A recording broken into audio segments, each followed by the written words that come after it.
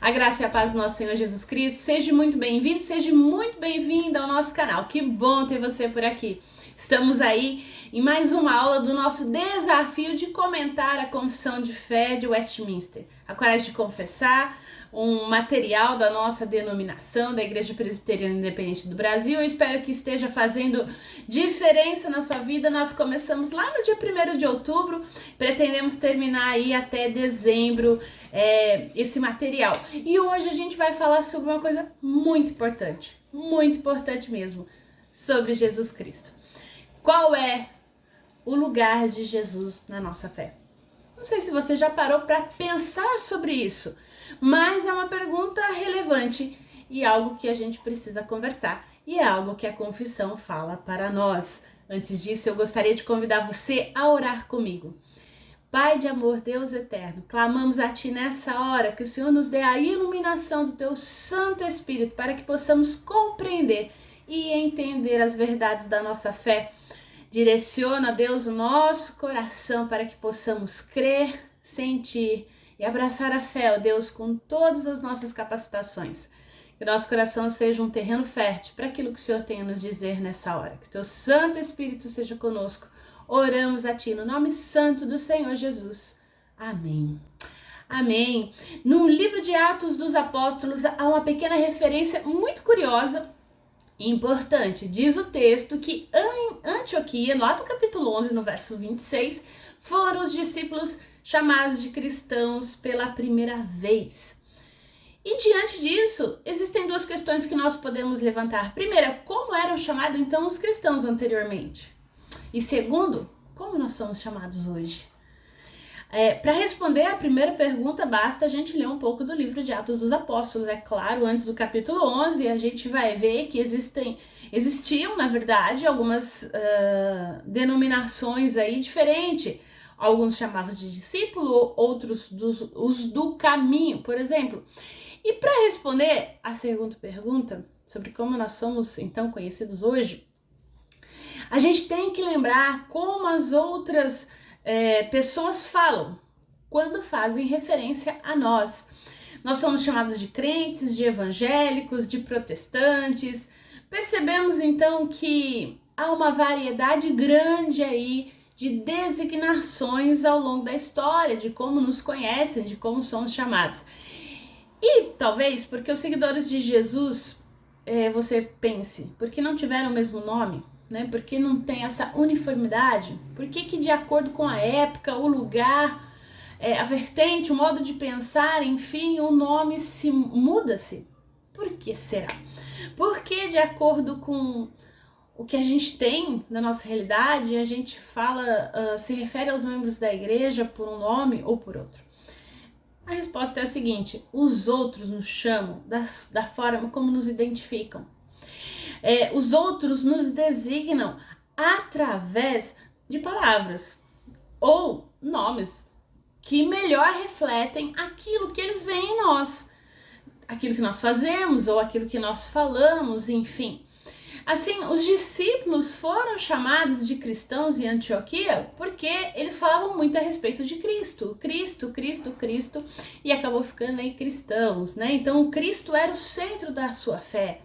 Cristo era o centro da sua pregação.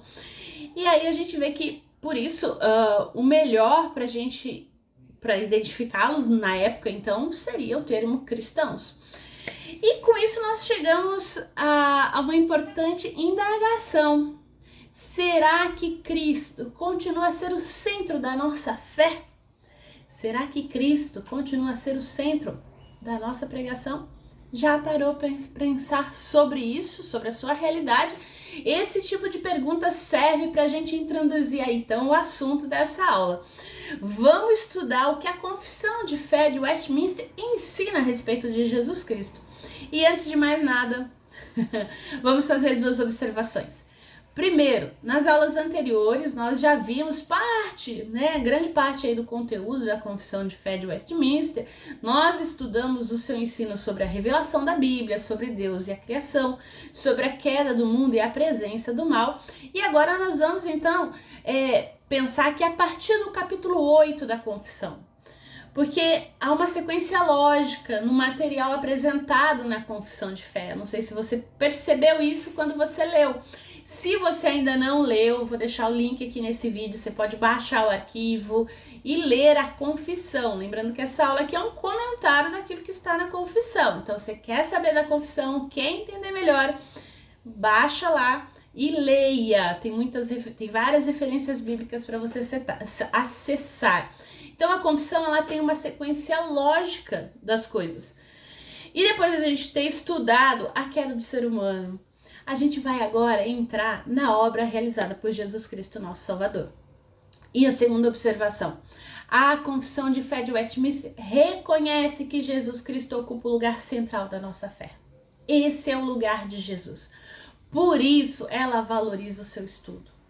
Nesse sentido, a confissão de fé é muito importante para nós, porque se nós temos deslocado Jesus do centro da nossa fé, da nossa pregação, enfim, da nossa realidade, a confissão vai corrigir essa falha. É importante que seja corrigida. De primeiro momento, a gente vai ver aí os títulos de identificação e a gente vai ver aí o primeiro parágrafo do capítulo 8º da Confissão de Fé de Westminster, que diz o seguinte: aprove a Deus, no seu eterno propósito, escolher e ordenar o Senhor Jesus, seu Filho unigênito, para ser o mediador entre Deus e o homem, o profeta, sacerdote e rei, a cabeça e o salvador da sua igreja, o herdeiro de todas as coisas e o juiz do mundo. E deu-lhe, desde toda a eternidade, um povo para ser sua semente e para, no tempo devido, ser para ele remido, chamado, justificado, santificado e glorificado, conforme o capítulo 8 aí, o primeiro parágrafo. Então, diante desse texto, a primeira questão que a gente tem que examinar é por que ocorre o uso de tantos títulos para a pessoa de Jesus Cristo? Será que essa é a melhor maneira de explicar o que Jesus Cristo representa? Será que a confissão de fé não poderia tratar de Jesus e da sua obra de outra forma? E para responder tais questões, nós temos que lembrar, antes de mais nada, que Jesus Cristo é uma pessoa. Em outras palavras, Jesus Cristo não é um objeto, não é um assunto simplesmente de estudo. Como pessoa, Jesus Cristo é e continua a fazer muitas coisas. Em outras palavras, nós conhecemos Jesus Cristo pela sua ação e através dos atos que ele realizou e continua a realizar na história. Ao usar títulos para se referir a Jesus Cristo, a Confissão de Fé de Westminster está valorizando Jesus Cristo como pessoa, que fez e faz muitas coisas. Os títulos aplicados a Jesus Cristo referem-se à sua obra. E cada um dos títulos usados pela confissão aponta para um dos aspectos daquilo que o Senhor realizou e continua a realizar. Isso é maravilhoso. E dessa maneira a gente precisa voltar a nossa atenção a tais títulos, então, e estudá-los. Precisamos descobrir o que tais títulos querem dizer e se eles estão de acordo com a Bíblia. E é o que a gente vai fazer daqui para frente. A gente vai trazer alguns títulos de Jesus e o que esses títulos querem dizer a respeito da pessoa de Jesus, e a gente vai entender um pouquinho melhor. O primeiro título, então, que a gente vai ver é de Jesus como mediador. Esse título aparece em alguns textos bíblicos, como por exemplo em 1 Timóteo 1:5, Hebreus 8:6, 9:15, 12 e 24. E atualmente o mediador costuma ser entendido como aquele que atua como árbitro entre as partes que estão numa disputa qualquer. Como tal, a principal qualidade ou característica de um mediador deve ser a neutralidade ou a imparcialidade. Jesus Cristo não deve ser compreendido como tal espécie de mediador. Ele é Deus em pessoa, que se apresenta no nosso meio e que atua para nos ajudar. A sua obra não é a de neutralidade, não é a de imparcialidade. Ele tomou posição a nosso favor. Por isso nós devemos entender que Jesus Cristo é a pessoa por meio da qual nós temos acesso a Deus Pai. Jesus Cristo é o mediador por ter realizado uma obra que nos reconcilia com Deus. O segundo título que nós vamos ver aí é o título de profeta. Esse título, ele está associado ao conteúdo do Antigo Testamento, inevitável. E o que era então o profeta no Antigo Testamento? Qual era a principal tarefa do profeta? Atualmente, a concepção mais difundida é de que os profetas são pessoas com capacidade de adivinhar o futuro ou de realizar milagres.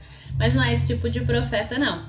É verdade que alguns profetas do Antigo Testamento, sim, realizavam tais coisas, vislumbravam o futuro, né, de vez em quando, mas sem dúvida alguma, a maior característica do profeta do Antigo Testamento foi o fato de terem sido pregadores em nome de Deus.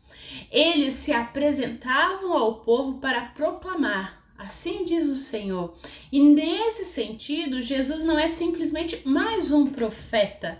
Ele é de fato o profeta, né? Aquele esperado. Em outras palavras, ele é Deus mesmo falando a nós, né? O Emanuel, o Deus conosco. Então não é só uma ideia aí de fazer premonições do futuro, é uma ideia de ser a voz do próprio Deus no presente. Outro título, então, que nós temos aí é Jesus como sacerdote. No Antigo Testamento, os sacerdotes eram os responsáveis pelos rituais e os sacrifícios realizados no templo. E através desses rituais, desses sacrifícios, ocorria a expiação dos pecados e as pessoas entravam em comunhão com Deus. E segundo o texto de Hebreus, Jesus é o sacerdote que se ofereceu a si mesmo em sacrifício de uma vez por todas, para que nós tenhamos o perdão de pecado e a comunhão com Deus. Ele foi o sacerdote e o sacrifício perfeito, que cumpriu aí todas as obrigações que um sacerdote deveria cumprir de forma plena, única e cabal. Depois, o outro título que nós temos aí para a pessoa de Jesus é o rei. No Antigo Testamento, o rei era o ungido de Deus, o escolhido, não simplesmente por poder ou por autoridade, mas para dirigir o povo de Israel segundo a vontade dele. E nesse sentido, Jesus Cristo é o rei. E como rei, ele conduz, ele nos orienta a fim de que a gente possa viver como um povo que faz a vontade dele aonde nós estivermos. O outro título que nós temos é Jesus como cabeça da igreja. E essa linguagem aparece já no Novo Testamento, principalmente em Efésios 5, de 22 a 23, e aponta então para a união que existe entre Cristo e a igreja. Sobre isso, nós destacamos as palavras de um comentarista que diz o seguinte: pertencer à igreja significa pertencer à companhia dos que vão em marcha com Cristo, em direção à vinda do reino, quando ele cumprirá o propósito que Deus tem para a sua criação. Jesus Cristo deve ocupar o lugar central na nossa fé. Infelizmente, isso não tem ocorrido muitas vezes. Muitas pessoas têm buscado milagres, satisfação, conforto, cura, dinheiro, mas não a pessoa de Jesus. E se a gente não viver em paz e reconciliação com Deus, Jesus deixa de ser o mediador. Se nós deixamos de ouvir atentamente os seus ensinos, procurando compreendê-los cada vez mais, ele deixa de ser profeta para nós. E se a gente não permanece em comunhão com Deus, com fé que o sacrifício dele foi suficiente, que eu não tenho que ficar fazendo mais nada, nenhum tipo de sacrifício, nem ir várias vezes no templo, nem estar ali para cumprir qualquer exigência, ele deixa de ser o sacerdote. Se a gente não vive nesse mundo de acordo com os padrões do reino de Deus, procurando servir a vontade de Deus naquilo que nós fomos chamados, na nossa profissão, na nossa família, enfim, aonde você está, Jesus deixa de ser rei para nós. E se como povo de Deus, a gente deixa de seguir a orientação que Jesus oferece, ele deixa de ser a cabeça da igreja. Se o que importa é que um líder manda eu fazer ou não, Jesus deixa de ser o principal. Essas verdades, elas não devem permanecer no plano teórico. Nós temos de viver segundo o que nós sabemos e que nós cremos a respeito de Jesus, por isso que a leitura bíblica é tão importante. E aí nós passamos então para um outro ponto, depois desses títulos de Jesus, e vamos pensar aí, Jesus Cristo é Deus ou ser humano? Para nós, essa pergunta pode parecer bem ultrapassada, mas nós estamos cansados de ouvir falar que Jesus é Deus e ser humano ao mesmo tempo. Nós temos aí uma longa tradição doutrinária que enfatiza as duas naturezas de Jesus, a divina e a humana. É nessa tradição que está também a Confissão de Fé de Westminster, que diz o seguinte, que diz o seguinte sobre esse assunto. Filho de Deus, a segunda pessoa da Trindade, sendo verdadeiro e eterno Deus, da mesma substância do Pai e igual a Ele. Quando chegou o cumprimento do tempo, tomou sobre si a natureza humana com todas as suas propriedades essenciais e enfermidades comuns, contudo, sem pecado, sendo concebido pelo poder do Espírito Santo no ventre da Virgem Maria e da substância dela.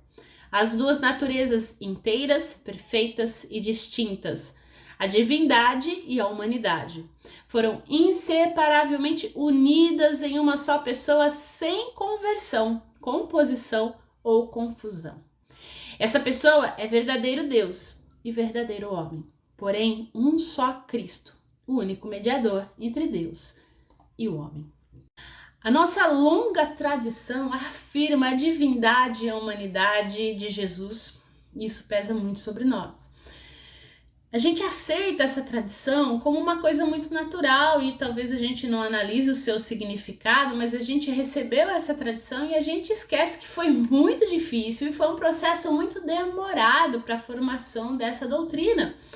E aqui nós queremos exatamente fazer o seguinte, né? Em primeiro lugar, a gente vai estudar como chegou a doutrina que a gente tem hoje, então, a respeito de Jesus. Não vamos fazer isso de forma tão aprofundada, visto que é um comentário, mas a gente quer aí aquecer um pouquinho essa discussão. E em segundo lugar, a gente pretende examinar um pouquinho o significado dessa doutrina para os nossos dias. Então vamos lá. Primeiro, como se formou essa tradição, né? A gente recebeu tudo pronto, parece tão fácil. Lendo os evangelhos, nós percebemos que desde o início, Jesus de Nazaré foi um problema e um desafio. As pessoas não conseguiam compreendê-lo. A grande pergunta que sempre acompanhou todo o ministério foi: quem é Jesus? Logo que Jesus começou o seu ministério, todos ficaram espantados e diziam uns aos outros, né? O que quer dizer isso? É um novo ensinamento dado com autoridade? Ele manda até nos espíritos maus e eles obedecem? Pouco depois, quando as pessoas começaram a observar os amigos de Jesus, perguntaram aos discípulos por que ele come e bebe com essa gente. E até mesmo os discípulos não compreendiam bem ao certo. Quando Jesus acalmou uma tempestade, eles, cheios de medo, diziam uns aos outros: quem é esse homem que até o vento e o mar o obedecem? Então a gente percebe que Jesus foi assim mesmo um grande desafio e talvez até um problema aí de interpretação. E a gente pode acrescentar que Jesus foi um desafio, um problema, no sentido de, primeiro, porque ele era um homem que fazia as coisas que só Deus podia fazer. Curas, ressurreição dos mortos, poder sobre a natureza, né, sobre o mar, sobre o vento, isso eram coisas próprias das divindades. Ele era um homem que fazia coisas também que todos os homens faziam. Ele comia, ele bebia, ele dormia. Então, depois que Jesus morreu, ressuscitou e foi aos céus, continuaram as discussões a respeito da sua pessoa, né? E duas grandes correntes de interpretação a partir de então se formaram. A primeira corrente, que afirmava que Jesus era divino, sendo assim, Jesus não teria chegado a ser realmente um ser humano. Na verdade, Jesus tinha a aparência de ser humano, mas ele não passava de uma aparência. E uma outra vertente, uma outra corrente, né, que ensinava que Jesus era humano. Que dessa maneira Jesus não seria de fato Deus. Na realidade, Jesus foi um homem tão bom, tão perfeito, tão justo, tão evoluído, que por causa disso, né, Deus resolveu adotá-lo como seu filho. E foi contra essas duas correntes de interpretação que se formou e se estabeleceu a doutrina cristã ao longo dos tempos e dos concílios, né? A doutrina cristã que a gente tem atualmente, ela não se formou da noite por dia. né? A história da igreja mostra que foi somente no Concílio de Calcedônia, no ano de 451, que se chegou, né? Vamos pensar assim, a verdade fundamental de que Jesus é verdadeiro homem e verdadeiro Deus, total e simultaneamente. Hoje, pra gente é fácil falar sobre isso, a gente não tem problema algum, né? Tanto tempo depois, a gente diz que Jesus é Deus, que Jesus é ser humano, mas isso demorou para chegar-se, né? Hoje, apesar de ser tão simples assim e aparentemente tão claro, essa afirmação levou tempo. E essa afirmação também exige que a nossa fé seja exercida. Ela também, apesar de ser aparentemente fácil, ela é desafiadora. Porque levou 4 séculos para ela ser formulada com segurança, né? A gente deve examinar o seguinte, né? Será que essa tradição que afirma que Jesus é ser humano, que ele é Deus ao mesmo tempo, é realmente importante para nós? Né? Afinal, tá aí já faz tanto tempo. Será que em pleno século XXI a gente precisa ficar gastando tempo estudando esse assunto? Às vezes a gente acha que essas indagações não precisam ser feitas, mas é sempre necessário, porque se a gente não tivesse essa doutrina que nós temos, Jesus poderia ser visto somente como Deus, somente como ser humano. E vamos pensar, se ele fosse somente visto como Deus, havia um problema, né? Porque o autor da carta aos Romanos, ele nos ajuda a responder essa pergunta no sentido de, olha lá, Hebreus 4, de 14 a 15. Fiquemos firmes na fé que anunciamos, pois temos um grande sacerdote poderoso, Jesus, o Filho de Deus, o qual entrou na própria presença de Deus. O nosso grande sacerdote não é como aqueles que não são capazes de compreender as nossas fraquezas. Pelo contrário, temos um grande sacerdote que foi tentado do mesmo modo que nós, mas não pecou. Então, se ele fosse só Deus, a gente tinha um problema aí. Porque essas palavras, elas são de fundamental importância para a gente pensar nisso, porque elas indicam que se Jesus fosse somente Deus, não teríamos razão nenhuma aí para pensar que ele compreende bem a nossa situação, né? Infelizmente, é isso que tem ocorrido com muita gente nas nossas igrejas. A divindade de Jesus é tão exaltada que a sua humanidade acaba sendo esquecida. E a partir daí, Jesus aparece como um ser muito distante, né? Que eu preciso de sacerdote, que eu preciso de pessoas para ter acesso, preciso de um profeta, preciso, né? Aquilo que a gente já falou anteriormente aqui. Então, ele está muito distante, ele é incapaz de compreender as nossas fraquezas, os nossos tropeços, as nossas quedas na vida. E foi por tal motivo que alguém já afirmou que se Jesus fosse somente Deus, a gente não teria de fato salvação, não ia fazer sentido. E tem também o outro lado da moeda. E se Jesus fosse somente humano, né? Será que isso teria algum problema pra gente, né? Há alguma dificuldade nesse tipo de interpretação, porque se Jesus tivesse sido somente ser humano, um ser humano que conseguiu agradar muito a Deus, né, plenamente evoluído, enfim, isso significaria que a gente precisa reconhecer que é possível a qualquer ser humano fazer a mesma coisa, né? Basta a gente se empenhar. Bastaria que cada um de nós se esforçasse para conseguir viver uma vida correta no plano moral, no plano espiritual, pronto, né? Deus iria aceitar qualquer ser humano da mesma forma que aceitou Jesus. Todavia, porém, entretanto, esse não é um ensino bíblico. Escrevendo aos cristãos de Roma, Paulo diz o seguinte em Romanos 3, de 20 a 23. Pois ninguém é aceito por Deus por fazer o que a lei manda, porque a lei faz com que as pessoas saibam que são pecadoras. Mas agora Deus já mostrou que o meio pelo qual ele aceita as pessoas não tem nada a ver com a lei. A lei de Moisés e os profetas dão testemunho do seguinte: Deus aceita as pessoas por meio da fé que elas têm em Jesus Cristo. É assim que ele trata todos que creem, pois não existe nenhuma diferença entre as pessoas. Todos pecaram e estão afastados da presença gloriosa de Deus. Ainda hoje, continua sendo de suma importância afirmar as duas naturezas de Jesus, que ele é ser humano e que ele é Deus, porque sendo Deus, nós percebemos que a gente pode não se salvar por si mesmo, pois o próprio Deus veio ao mundo para nos salvar através da fé. Sendo ser humano, nós percebemos que Deus nos compreende como nós somos, pois Deus experimentou em Jesus a ambiguidade de ser o ser humano, esse paradoxo que a gente enfrenta, as nossas tentações. E para encerrar essa pequena parte do nosso estudo de hoje, eu gostaria de acrescentar duas observações. É muito comum as pessoas fazerem perguntas sobre Deus e sobre o ser humano. Elas dizem assim: como Deus é? E o que significa ser humano? Nós, os cristãos, afirmamos que Jesus é Deus e ser humano. Em outras palavras, se quisermos saber algo sobre Deus, nós temos que olhar para Jesus, pois nele nós vemos a pessoa de Deus. E se você quiser saber algo sobre o ser humano, também temos que olhar para a nossa doutrina, que ensina que Jesus foi plenamente Deus e plenamente ser humano. Não é fácil sustentar essa afirmação. É muito mais fácil afirmar a divindade de Jesus às custas da negação da sua plena humanidade. É muito mais fácil. E também é muito mais simples afirmar a humanidade de Jesus através da negação da sua plena divindade.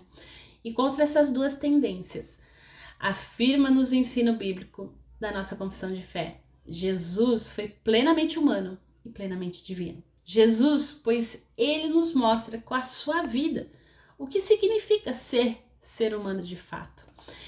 E aí a gente entra numa outra questão, então, sendo Jesus verdadeiro Deus e verdadeiro ser humano, sendo ele todos aqueles títulos que a gente viu no início, agora nós vamos falar sobre o que Jesus fez. Então, a gente pode afirmar que os evangelhos são um resumo da vida de Jesus. E existem dois textos aqui do Evangelho de João para os quais eu quero chamar a atenção para essa nova etapa aqui do nosso estudo nessa hora.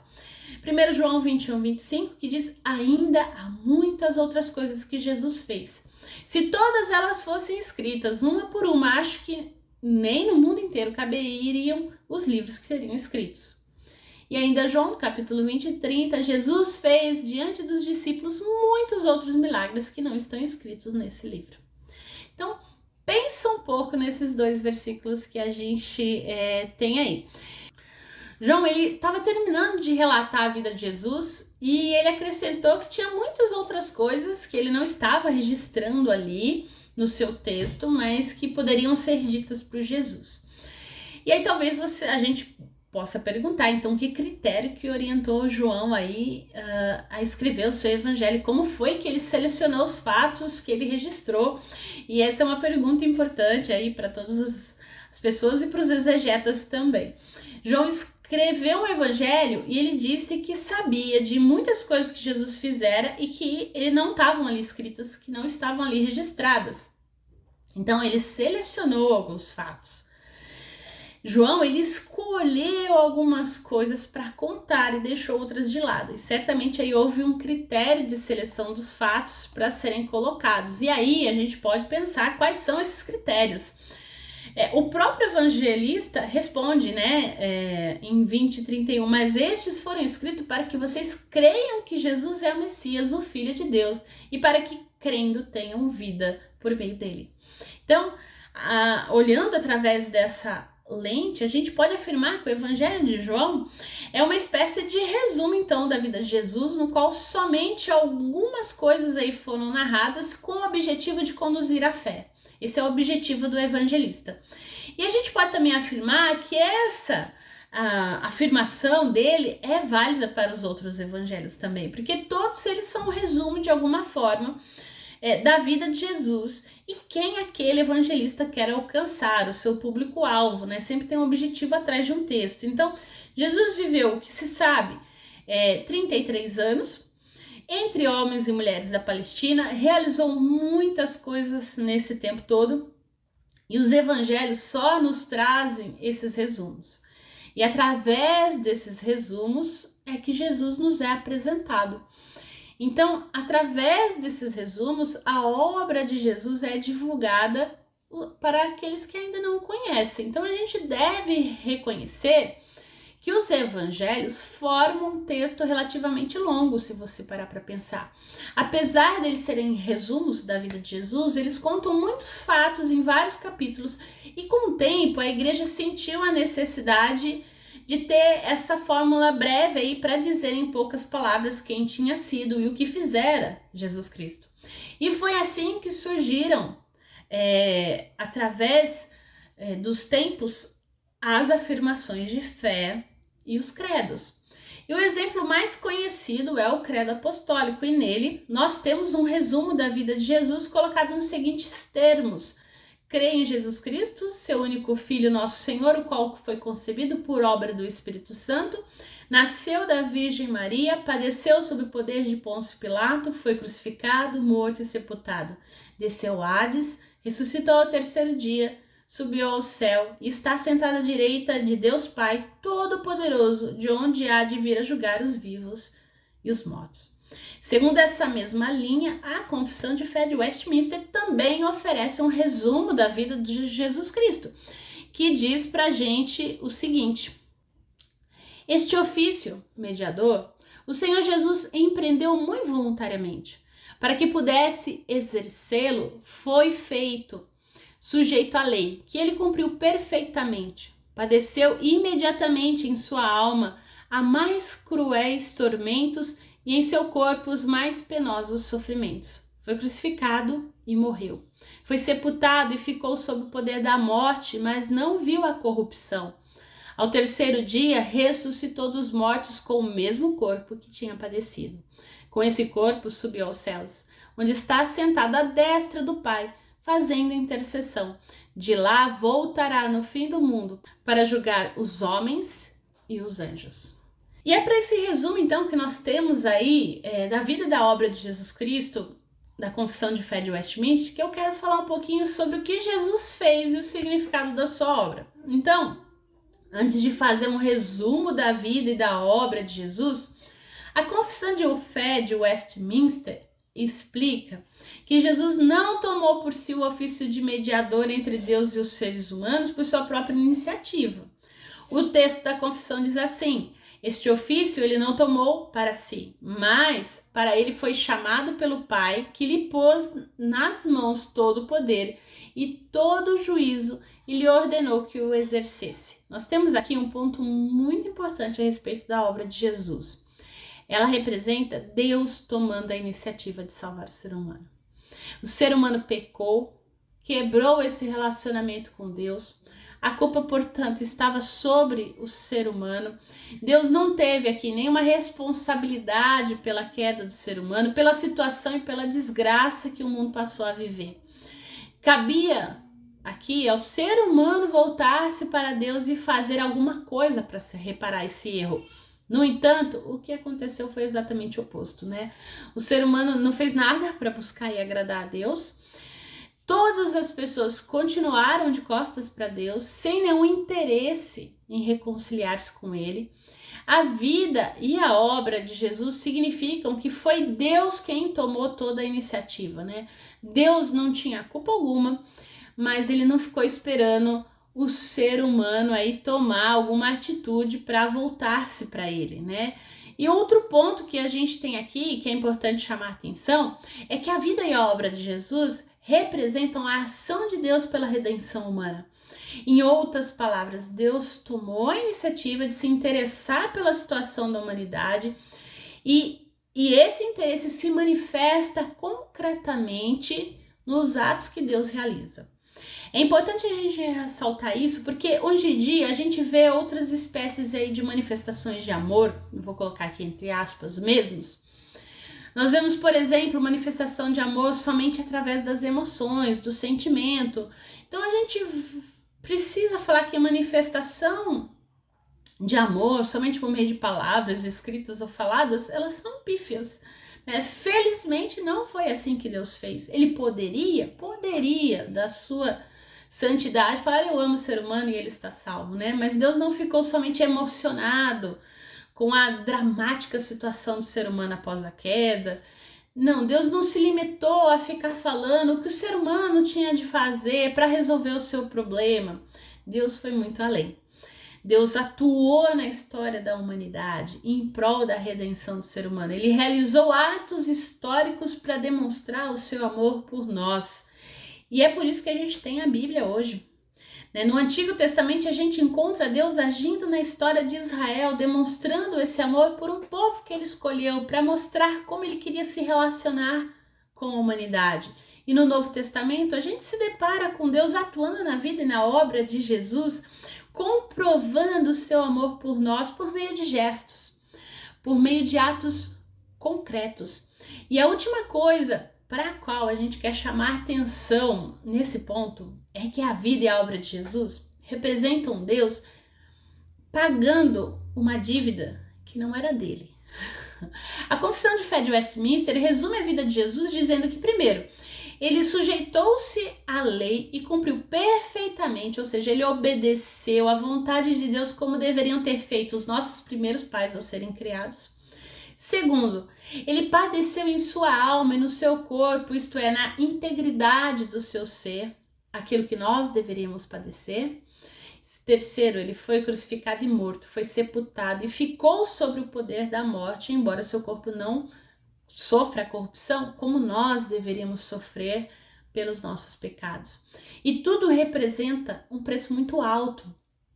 Nós devíamos muito a Deus. E a gente não tinha como pagar essa dívida. E a dívida, o salário do pecado é a morte, a Bíblia afirma. Então, era um preço elevado demais para poucas possibilidades. Por isso, Deus toma a iniciativa, né? Ele atua na história, ele paga a dívida do pecado. E é por isso que nós temos a certeza do amor de Deus. Esse amor custou muito caro para Deus. Custou a vida do seu próprio filho. E os evangelhos nos oferecem resumos da vida de Jesus e nós procuramos com esse estudo da Confissão de Fé de Westminster, com esses comentários aqui, descobrir o que representa a sua vida para os seres humanos, porque Deus toma a iniciativa, ele age na história, ele sofre para nos salvar. Resta agora a pergunta: como é que nós devemos nos colocar diante desse Deus revelado em Jesus Cristo? O que Jesus está fazendo ainda hoje? Para muita gente, essa é uma pergunta difícil de ser respondida. O que mais se diz a respeito sobre Jesus Cristo é que ele está no céu, que ele está à direita de Deus Pai, que ele voltará para julgar aos vivos e aos mortos, e isso é verdade. De acordo com isso, nós temos uma visão da ação de Jesus Cristo em 3 tempos. No passado, Jesus veio já ao mundo, viveu por 33 anos na Palestina, foi morto, ressuscitou e subiu aos céus. Nós temos uma ação futura, então. Jesus vai voltar, reunirá todas as pessoas, promoverá o grande juízo final. E nós temos o presente, que é o tempo de espera, o tempo que nós estamos. Jesus, ele fez tudo o que tinha para fazer para a salvação da humanidade. Agora ele está aguardando que se complete o tempo determinado por Deus para voltar e julgar. Ele atuou no passado, fazendo a sua obra de Salvador e Redentor. Ele atuará no presente como um juiz supremo. E atualmente ele está simplesmente na expectativa do fim, esperando então um grande finale para entrar em cena? Não. Essa interpretação da obra de Jesus, que um Deus que não está aqui, que não fala conosco, não procede. João 5:17 diz que meu pai trabalha até agora e eu também trabalho. Então, a ação de Deus, a ação redentora de Jesus Cristo, ela está em movimento, está acontecendo. Deus nunca cessa de atuar nos nossos dias. Jesus nunca deixa de atuar nos nossos dias. Mesmo nos dias de hoje, Jesus está atuando. O tempo atual não é somente o tempo de espera, onde nada acontece. No tempo atual existe uma obra que está sendo realizada por Jesus. E daí talvez essa pergunta seja realmente válida, porque Jesus não faz as coisas pela metade. Afinal, então, o que Jesus está fazendo hoje? No capítulo sobre Jesus Cristo, o mediador, a Confissão de Fé de Westminster diz algumas coisas a respeito do que Jesus faz hoje, e as suas palavras são as seguintes: Cristo, com toda certeza e eficazmente, aplica e comunica a salvação a todos para os quais ele a adquiriu. Isto ele consegue fazendo intercessão por eles e revelando-lhes na palavra e pela palavra os mistérios da salvação, persuadindo-os pelo seu Espírito a crer e obedecer, dirigindo os corações deles pela sua palavra e pelo seu onipotente poder e sabedoria da maneira e pelos meios mais conformes com a sua admirável e inescrutável dispensação. A gente deve observar aqui, então, que todos os verbos nesse parágrafo não estão no passado ou no futuro, estão no presente. Então, refere-se à atuação de Jesus Cristo agora. Então, com a sua morte, com a sua ressurreição, Jesus tem poder de salvar todo aquele que nele crê. Esse foi o resultado da sua atuação no passado. Mas, no presente, Jesus continua aplicando e comunicando essa salvação. É algo que está em andamento, está no presente, que acontece. E aí, talvez a gente pergunte, né, a aplicação e a comunicação dessa salvação, como ela é realizada, então? De que maneira Jesus aplica e comunica essa salvação? Então, a primeira coisa que a Confissão de Fé de Westminster nos diz é que Jesus Cristo intercede por nós no momento atual. Esse ensinamento é fundamentalmente, profundamente bíblico, né? Diz respeito ao que está escrito lá em Romanos 8:34, foi Cristo quem morreu, ou melhor, quem foi ressuscitado está à direita de Deus, e ele pede a Deus em favor de nós. O mesmo ensino é transmitido na primeira epístola de João. Se alguém pecar, temos Jesus Cristo que faz o que é correto, ele nos defende diante do Pai. Então, esse ensinamento ele deve nos encher de confiança, de coragem. Nós não dependemos de nós mesmos ou exclusivamente das nossas orações, ou da ausência delas. Também não dependemos das orações de outras pessoas, que outras pessoas mais santas peçam a Deus por nós. Jesus Cristo viveu como ser humano no nosso meio, ele sabe perfeitamente o que significa ser humano, como eu já falei, ele já sabe da toda a nossa ambiguidade, do nosso paradoxo como ser humano, e agora ele está junto a Deus, intercedendo por nós. Em outras palavras, nós dependemos de Jesus Cristo, porque ele é ouvido por Deus, ele entende as nossas fraquezas e as nossas falhas, e ele suplica em favor de Deus nesse sentido. Outra coisa que a gente aprende com a Confissão de Fé de Westminster é que Jesus Cristo, pelo Espírito Santo, nos faz crer e obedecer. Foi esse o ensino de Jesus registrado no Evangelho de João, pouco antes da sua crucificação. Jesus conversou longamente com seus discípulos e eles estavam preocupados porque Jesus disse que em breve haveria de deixá-los, e foi por isso que o mestre disse: eu falo a verdade quando digo que é melhor que eu vá, pois se não for, o auxiliador não virá. Mas se eu for, eu o enviarei a vocês. Quando o auxiliador vier, ele convencerá as pessoas do mundo de que elas têm a ideia errada a respeito do pecado e do que é direito e justo, e também do julgamento de Deus. As pessoas do mundo estão erradas a respeito do pecado porque não creem em mim. Por aí a gente percebe que por nós mesmos, nós não nos convenceríamos nem dos nossos pecados. Por nós mesmos, nós sempre nos justificaríamos. Aliás, nós nos justificamos muitas vezes e nos achamos boas pessoas. Afinal, sempre existe alguém pior que a gente. E é somente pelo Espírito Santo que Jesus Cristo enviou. Que sentimos, que reconhecemos que nós somos pecadores, que nós não somos melhores que ninguém, não. E é somente pelo Espírito Santo que Jesus Cristo enviou que nós podemos ter fé, podemos crer. E também, isso também é o que Paulo fala, né, lá aos Efésios, no 2:8, que pela graça de Deus vocês são salvos por meio da fé. E isso não vem de vós, mas é um presente dado por Deus, né? A fé é um dom de Deus. Até o fato de eu crer que Ele existe, que Ele me salva, é um presente. Outro ponto que a gente aprende com a Confissão de Fé de Westminster é que Jesus Cristo orienta e conduz a nossa existência. Nós lembramos aqui, mais uma vez, o ensino de Jesus Cristo quando disse o seguinte: eu pedirei ao Pai e Ele lhes dará outro auxiliador, o Espírito da verdade, para ficar com vocês para sempre. O auxiliador, o Espírito Santo, que o Pai vai enviar em meu nome, ensinará a vocês todas as coisas e fará com que lembrem de tudo o que eu disse a vocês. E o apóstolo Paulo acrescentou, né? Aqueles que são guiados pelo Espírito de Deus são filhos de Deus, porque o Espírito que vocês receberam de Deus não torna vocês escravos e não faz com que tenham medo, pelo contrário. O Espírito torna vocês filhos de Deus e pelo poder do Espírito dizemos com fervor a Deus: Pai, meu Pai. É por isso que os cristãos não estão debaixo do jugo da lei. A lei foi dada para especificar o que os seres humanos devem ou não devem fazer. No entanto, a lei ela é limitada, pois sempre existe uma situação nova, diferente, que vai nos deixar confuso, que não aconteceu antes, sempre vai ter um precedente diferente. E a gente fica sem saber como agir diante de algumas circunstâncias.